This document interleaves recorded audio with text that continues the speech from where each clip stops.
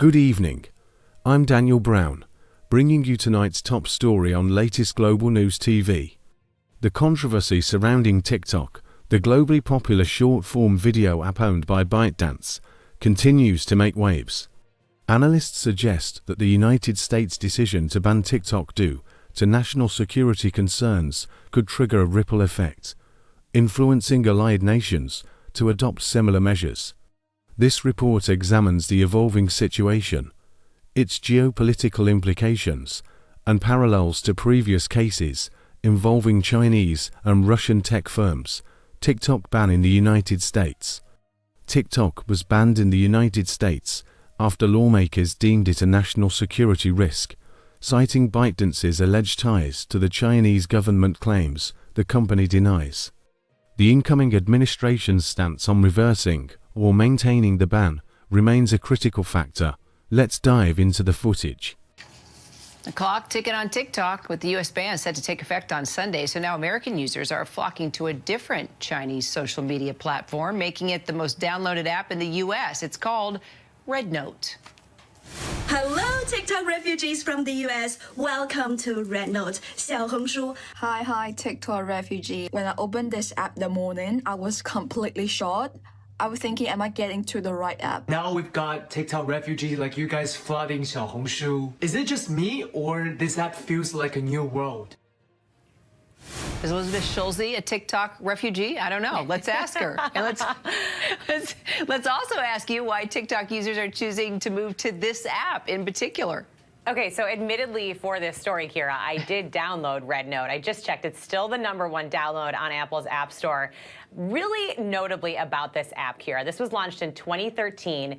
It is also a Chinese-owned app. So when you actually go to download it in the App Store, the name is still in Mandarin, and when you try to click on the terms and conditions, all of the language there, it's still written in Mandarin. So what we're seeing here is, yes, users are trying to find an alternative in case TikTok doesn't start to work as soon as Sunday, but they're also doing this as a little bit of an act of defiance, saying, look, we know that TikTok is owned by a Chinese parent company, and we don't care. In fact, we're going to flock to an alternative that is also owned by a Chinese company. And the other #2 download that we're seeing in the App Store, Kira, is called Lemon8. This is a little bit more like Pinterest. It's more focused on still photos than videos. But when you go on TikTok, this is actually a sister app of TikTok's. It's also owned by ByteDance.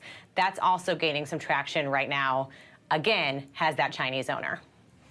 Well, okay, then as you just said, RedNote is also a Chinese app. So are there any concerns that it could also eventually be banned? Absolutely. I mean, remember, the whole point of the TikTok law, the federal law that was passed with bipartisan support through Congress, signed into law by President Biden, upheld by the courts, has been to try to get TikTok to divest of that Chinese ownership. So actually, Lemon8, which is also owned by the same owner as TikTok, ByteDance, it could be subject to this same ban.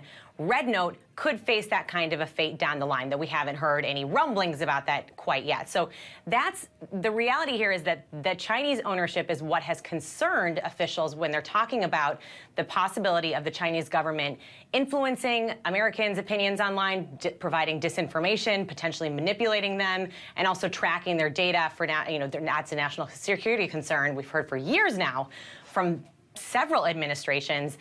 One thing that's notable, Kira, is that there hasn't been as much rumblings about some of the U.S.-based alternatives here. So YouTube Shorts, Instagram Reels, maybe even Snapchat. We're not seeing this kind of same flood of action toward those platforms, but maybe that's something we will see over time if TikTok really does go away. U.S. users would end up going and spending more of their time there, and advertisers might also end up spending more of their dollars there, too. Bottom line, there's always going to be another app. Yes, no question. Experts highlight that the US has historically set precedents for other nations to follow when it comes to technology bans. Emily Taylor, editor of the Cyber Policy Journal, draws comparisons between TikTok's case and the previous bans on Chinese telecom giant Huawei and Russian cybersecurity firm Kaspersky. Both were accused of being threats to national security, without definitive evidence being publicly presented.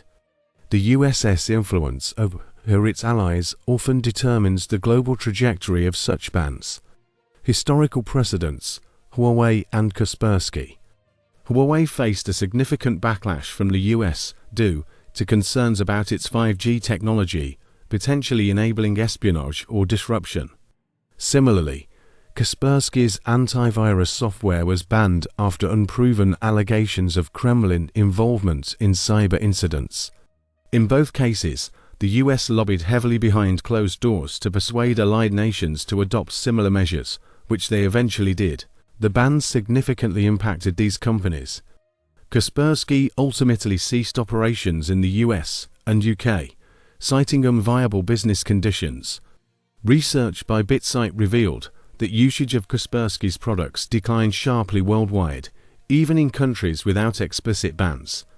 Huawei, while maintaining operations, faced substantial restrictions that limited its global reach. The role of Five Eyes Alliance. The Five Eyes Alliance, comprising the US, UK, Canada, Australia, and New Zealand, has been pivotal in shaping unified cybersecurity policies.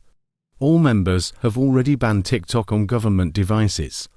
This alignment often extends beyond these nations, influencing broader international policy shifts.